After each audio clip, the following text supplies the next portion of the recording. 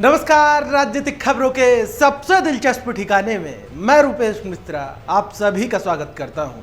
सूबे के मौजूदा सियासी परिदृश्य पर मुख्यमंत्री अशोक गहलोत का वो बयान एक बार फिर से प्रासंगिक हो गया है कि सियासत में जैसा दिखता है वैसा होता नहीं और जैसा होता है वैसा दिखता नहीं। सचमुच राजस्थान कांग्रेस के मौजूदा हालात देखकर कुछ ऐसा ही लग रहा है, क्योंकि आला कमान से लेकर प्रदेश प्रभारी तक और गोविंद सिंह डोटासरा जो कि प्रदेश कांग्रेस के मुखिया हैं, तमाम नेता बार बार इस बात का जिक्र करते हैं कि राजस्थान कांग्रेस में गुटबाजी जैसी कोई बात नहीं है।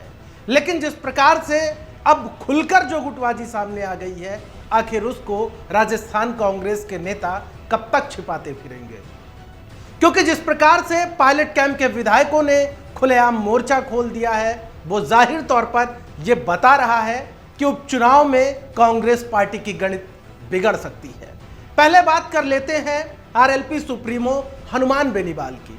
दरअसल हनुमान बेनीवाल का इन दिनों पूरा फोकस उन्हीं क्षेत्रों पर है जहां पर उपचुनाव होने वाले हैं, और लगातार हनुमान बेनीवाल सूबे की गहलोत सरकार पर और पूर्व मुख्यमंत्री वसुंधरा राजे पर हमलावर है। उन्होंने हाल ही में एक बयान दिया और कहा कि सूबे की गहलोत सरकार वेंटिलेटर पर है, और वसुंधरा राजे का जिक्र करते हुए उन्होंने कहा कि वसुंधरा राजे की ये अंतिम यात्रा है। जाहिर तौर पर हनुमान बेनीवाल गाहे बगाहे इस प्रकार के बयान देते ही रहते हैं। अब आइए बात कर लेते हैं कि किस प्रकार से कांग्रेस पार्टी में गुटबाजी का माहौल अब चरम पर चला गया है। दरअसल कल राजधानी जयपुर में कांग्रेस पार्टी की ओर से दांडी मार्च निकाला गया, और इस दांडी मार्च का जो पायलट कैंप के विधायक हैं उन्होंने बाइकआउट कर दिया। पायलट कैंप का एक भी नेता इस कार्यक्रम में शिरकत करने नहीं पहुंचा। जाहिर तौर पर मामला बड़ा था और सूबे के मुख्यमंत्री अशोक गहलोत के अंदर भी ये बात घर कर गई थी। नतीजतन जब मुख्यमंत्री गहलोत कल मंच से संबोधित कर रहे थे, तब उन्होंने कहा कि यह गांधी जी का कार्यक्रम है और इस कार्यक्रम में किसी को आमंत्रित करने के लिए पीले चावल नहीं बांटे जाते। किसी को यदि जानकारी मिली थी कि ऐसा कोई कार्यक्रम है तो खुद ब खुद कार्यक्रम में शामिल हो जाना चाहिए।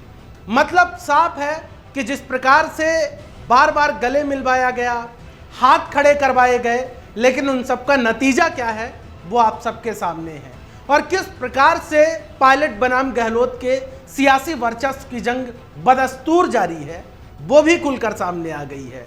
लेकिन अब बड़ा सवाल ये है कि उपचुनाव सिर पर है और तमाम राजनीतिक परिस्थितियां हैं, इन परिस्थितियों से कैसे निपटा जाएगा?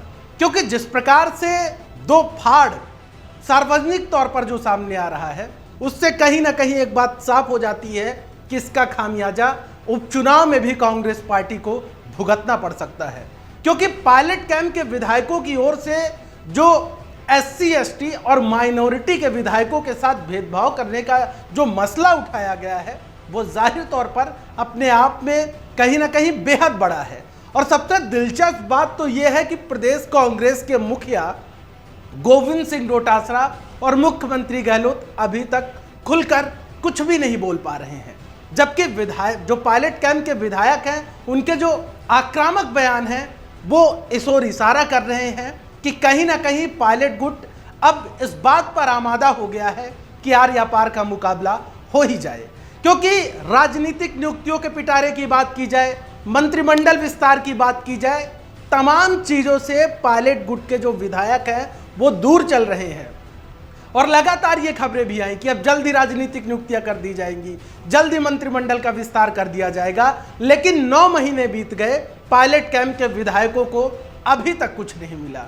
मतलब कह सकते हैं कि जो पायलट कैंप के अब सब्र का बांध है वो अब छलकने लगा है।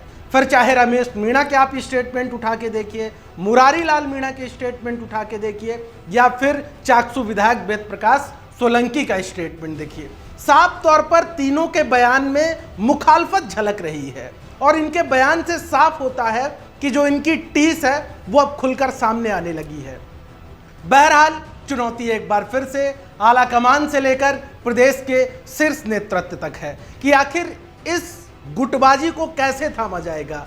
और जिस प्रकार से गाहे बगाहे ये मुखालफत के स्वर खड़े होते रहते हैं, उससे एक बात बिल्कुल आईने की तरह साफ है कि ये वर्चस्व की जंग ऐसे खत्म होने वाली नहीं है, क्योंकि ये लड़ाई अब हक में तब्दील हो गई है। पायलट कैंप के विधायकों ने जब पायलट कैंप के नेताओं से जब अनौपचारिक रूप से ही बातचीत होती है तो कहीं ना कहीं उनके अंदर ये दर्द, ये टीस छलकती रहती है कि उनको नज़रअंदाज किया जा रहा है। सत्ता में होने के बावजूद उनके किसी भी प्रकार के काम नहीं हो रहे हैं और जाहिर तौर पर ना तो सियासी नियुक्तियों में पायलट कैंप के नेताओं को लगातार इंतजार है और विश्वेंद्र सिंह, रमेश मीणा जैसे नेता जो कि पहले मंत्री थे वो भी बैठे हुए हैं। उन पर भी अभी तक कोई आला कमान की ओर से हरी झंडी नहीं दी गई कि कब मंत्रिमंडल विस्तार होगा। तो कहीं ना कहीं यही सब जो मतभेद हैं वो लगातार बढ़ते जा रहे हैं और आला कमान फिर चाहे जितने भी हाथ मिला ले, गले मिलवा ले, उसके क्या परिणाम होते हैं वो हमारे और आपके सामने है। बहरहाल अब दिलचस्प ये है कि आखिर इस गुटबाजी को थामने के लिए आला कमान कौन सा बड़ा दांव चलता है। दोस्तों, राजस्थान की सियासत से जुड़ी हर छोटी और बड़ी खबर हम आपके समक्ष फौरन लेकर हाजिर होते रहेंगे। तब तक के लिए नमस्कार।